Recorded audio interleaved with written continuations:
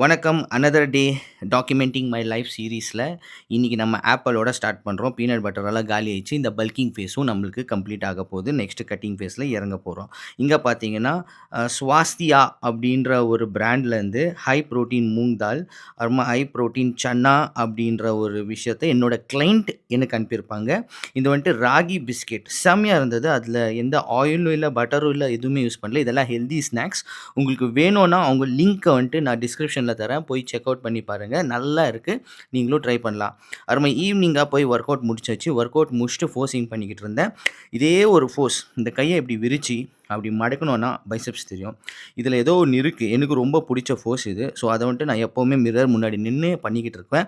நம்ம ஃபோன் பார்த்தீங்கன்னா நெட்டு நேராக நிற்கும். ஏன்னா அதோட பேஸ் வந்துட்டு அப்படி அட்ஜஸ்ட் பண்ணி வச்சுருக்கேன் கேஸோட. இது வந்துட்டு ரொம்பவே ஹெல்ப்ஃபுல்லாக இருக்குது. ட்ரைபாடை வந்துட்டு நான் ஜிம்முக்கு கேரி பண்ண மாட்டேன். ஏன்னா ஜிம்மு ரொம்பவே க்ரௌடாக இருக்கும். யாரும் இல்லாதப்போ சில வீடியோஸ் எல்லாம் எடுத்துக்குவேன். அதை முடிச்சுட்டு நம்மளுடைய போசிங் செஷன் எல்லாம் முடிச்சுட்டு வீட்டுக்கு வந்து கிளைண்ட்டுக்கு ஒரு ஒர்க் அவுட் செஷன். ஸோ இவங்க வந்துட்டு அமெரிக்காவில் இருக்காங்க, யுஎஸில் இருக்காங்க. ஸோ அவங்களுக்கு ஒரு பேக் செஷன் ஹோம்லேருந்தே நம்ம பண்ணி முடிச்சாச்சு. அப்புறமா இங்கிலீஷ் சேனலுக்கு சில வீடியோ எடுக்க வேண்டியது இருந்தது. அந்த வீடியோவை ஷூட் பண்ணிக்கிட்டு இருந்தேன். அப்படியே பார்த்தீங்கன்னா 12:30 மணி ஆயிடுச்சு. தூங்கலைன்னா நாளைக்கு ஒர்க் பண்ண முடியாது. அதனால மெடிடேஷன் பண்ணிட்டு மட்டையாயிட்டேன். நாளைக்கு சந்திப்போம். C you, take care.